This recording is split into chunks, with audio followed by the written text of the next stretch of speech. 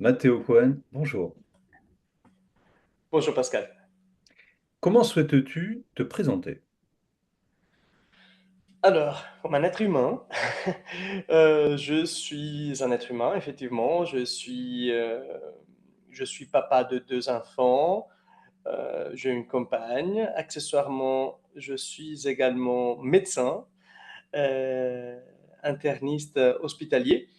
Je suis hypnothérapeute et je suis également un pratiquant d'aïkido. C'est quelque chose que je tiens à dire. Voilà. Donc là, il y a différents aspects et je suis un lecteur vorace. Je ne suis jamais passé à la plume, mais j'adore lire. Ce que tu dis est très vivant, donc il n'y a pas de doute, tu es un être humain. Et donc, je suis content de te recevoir pour te poser deux, trois questions. Alors, pour commencer, je t'ai rencontré à Bordeaux lors du congrès de la CFHTB. On a échangé, je t'ai vu, j'ai trouvé qu'il y avait dans ton approche de la curiosité, de l'étonnement que tu utilises pour expliquer et de l'humour. Et des connaissances. Donc tous mélangés. Est-ce que ce que je viens de te dire te fait penser à quelqu'un sur ton parcours qui t'a marqué, qui reste présent dans ton esprit pour l'hypnose, ou pour la science, ou pour la vie tout court, qui t'a apporté quelque chose dont tu te sers toujours? Absolument. Ben, je dirais que parmi les personnes qui ont changé mon approche aux soins en général, en passant par l'hypnose, c'est-à-dire que la porte par laquelle je suis passé pour rencontrer cette personne était une porte hypnotique, mais ça m'a ouvert, c'était vraiment un bouleversement très, très important pour moi. C'était la rencontre avec Stefano Colombo. Stefano Colombo, qui est un psychiatre suisse, hypnothérapeute, et je dirais que c'est grâce à lui que j'ai pu faire bonne utilisation de l'humour. Moi, j'adore rire. Hein. Peut-être j'adore encore plus faire rire que rire moi-même, mais rire de cœur, hein, pas le rire jaune. Euh, j'ai du mal à garder le sérieux. J'aime bien toujours garder le côté. Et- aider les autres à trouver le côté pas sérieux de la chose. Euh, parce que je trouve qu'on se prend trop au sérieux. Et Stefano Colombo, c'était une personne qui m'a illuminé. C'est une personne de grande connaissance, grand cœur et grand humour. Donc, je dois avouer, je me rappelle que j'étais sorti d'une de ces formations, j'avais mal aux mâchoires tellement j'avais ri. Et en même temps, j'avais le cœur rempli d'enseignement et d'humanité. Donc, c'est quelque chose que depuis ce jour-là, m'a changé. Ça a vraiment changé ma façon de faire, ma façon d'être. En fait, elle a pu déclencher, c'était comme un enzyme. Hein. L'enzyme ne fait pas grand-chose, si ce n'est qu'il est fondamental, non? Quand on met la levure dans la pâte à pizza, dans la pâte à pain, ça permet mettre en mouvement quelque chose qu'en puissance est déjà là. Et je ne suis pas sûr que sans ces enzymes-là, j'aurais pu euh, l'éviter autant. Donc ça m'a permis, Alors, bon, tu es en train d'évoquer trois choses. Pour commencer, tu cites quelqu'un qui t'a touché. oui, Tu parles de l'effet des enzymes dans la pâte à pizza. Donc là, tu me parles de ton histoire à toi. ouais, Donc globalement, ce que tu décris, c'est le côté vivant et qui t'intéresse dans la nature que tu vois devant toi et ce côté qui évolue. L'humour demande d'être très présent pour comprendre l'humour, pour le ressentir, s'en servir, ne pas faire de mal avec l'humour, d'être extrêmement présent. C'est bien ça l'hypnose, c'est bien s'installer absolument, dans la relation au présent. absolument. Tu penses à quelqu'un au niveau patient, quand je te dis ça, ça t'évoque une histoire où là justement bah, tout s'est joué autour de ça. Est-ce que ça peut te faire penser à quelqu'un? Oui, tout à fait. Bah, disons, je fais de mon mieux pour mettre de l'humour et euh, être sensible à l'humour de mes propres passions. Et donc, ça arrivait souvent de terminer certaines séances en rigolade. Bien sûr, c'est un rire que je fais de mon mieux pour, là, à nouveau, être moi-même à ce moment-là, l'enzyme, être la levure. Hein.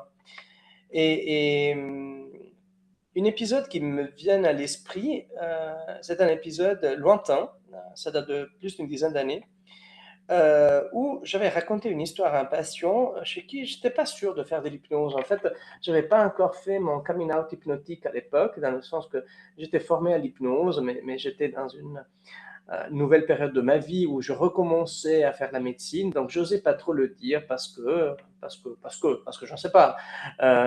Peut-être aussi parce que je n'avais pas encore rencontré la personne que je vous citais tout à l'heure.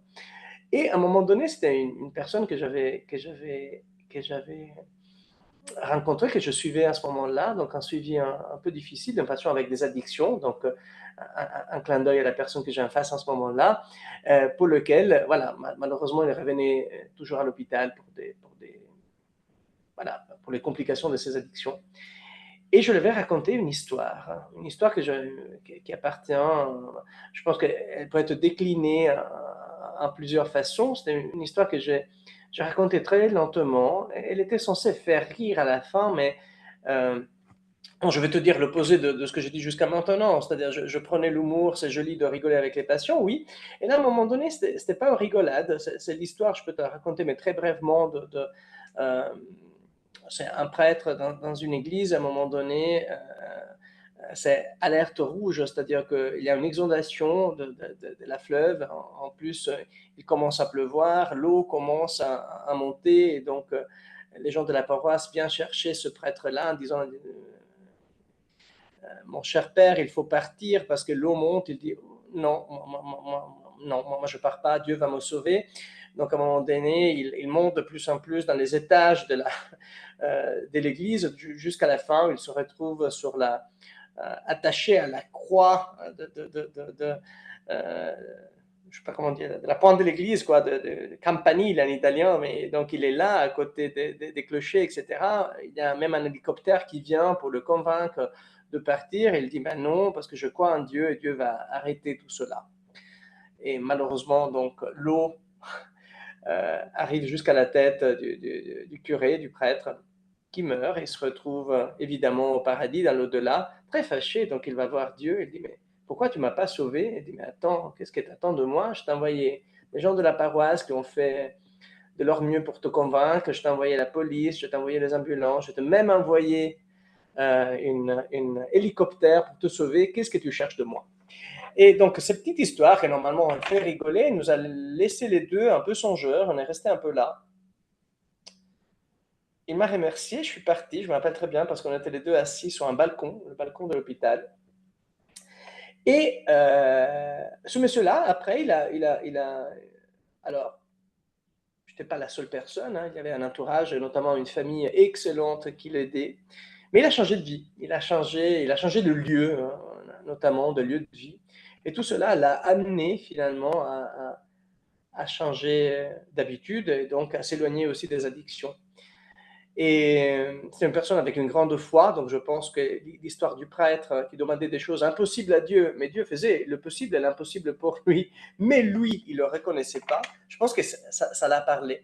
Et donc oui, c'était quelque chose de très humoristique, mais qui finalement nous a très ancrés dans une réalité. C'était le pouvoir des métaphores. Je sais qu'aussi on s'est rencontrés autour de métaphores, toi et moi, et voilà, comment parler de lui sans parler de lui, donc voilà.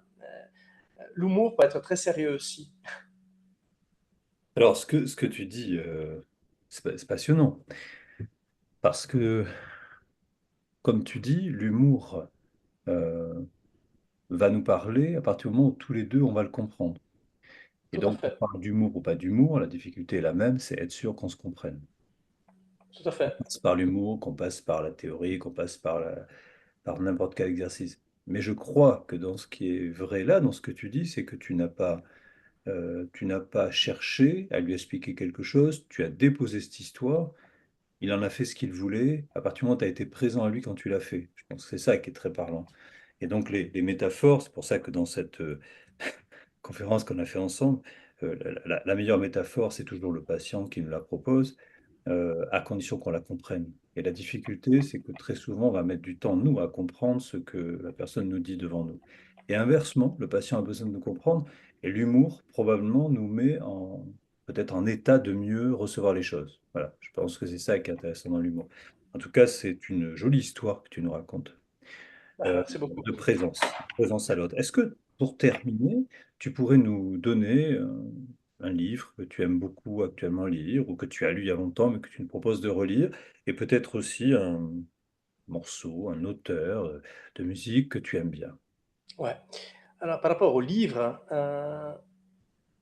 il y a un livre qui m'a changé aussi. On parle des choses qui changent.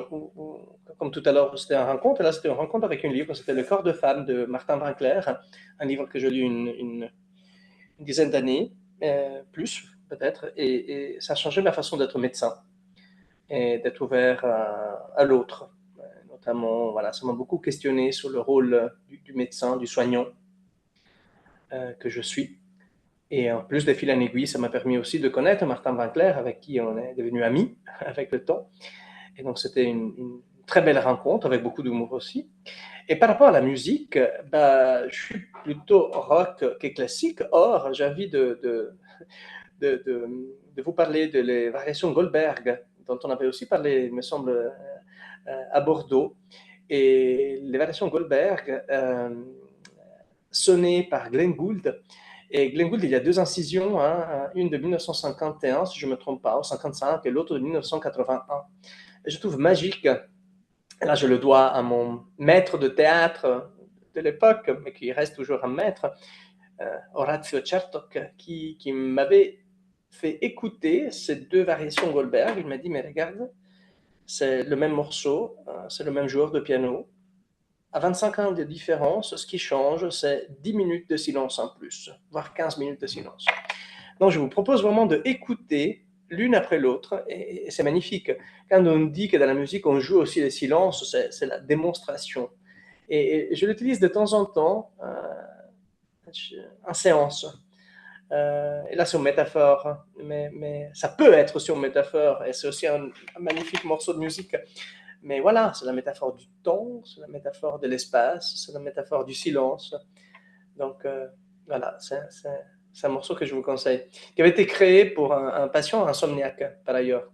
Euh, voilà, ça Alors, s'appelle les variations. ce que tu dis résonne, ça me fait penser à des échanges avec Antoine Bioy, Ouais, je l'ai rencontré tout à l'heure et qui nous avait fait écouter sur un séminaire où je l'avais invité à une pièce écrite pour John Cage et une pièce pour orchestre sans jouer de la musique. Et donc, ça veut dire il y avait plusieurs mouvements. Bien sûr, un chef d'orchestre, au départ, c'était joué pour deux pianos ou un piano. Après, c'est devenu carrément un orchestre symphonique et qui ne joue aucune note, mais qui est complètement présent au chef d'orchestre et avec quelque chose qui est en train de s'interpréter. Donc, c'est absolument magique. Quand on l'a vu, ça nous permet d'apprendre à utiliser le silence. Voilà. Hum. tout à fait. Et j'espère qu'un jour on pourra sous-titrer le silence. Merci à toi, Mathéo. Mais, merci à toi, Pascal. Avant de te souhaiter bonnes vacances, est-ce que tu peux nous donner un tableau qui te vient à l'esprit, là, un tableau, un joli tableau qui peut donner envie de découvrir quelqu'un d'ailleurs? Je sais pas, mais tout d'un coup, j'ai envie c'est l'été, il fait chaud, il fait assez beau maintenant. Ça me fait penser au douanier Rousseau, avec les détails, la couleur, les tableaux du douanier Rousseau. Il y a Très aussi une bien, chanson. Donc, très bien. Alors écoute, ce que je te propose, je vais mettre quand je vais publier notre vidéo, je vais dire être la levure dans la relation pour faire monter la présence. Ça te va? c'est excellent. Merci à toi, Mathéo, Merci à toi, Pascal. et à bientôt. À bientôt.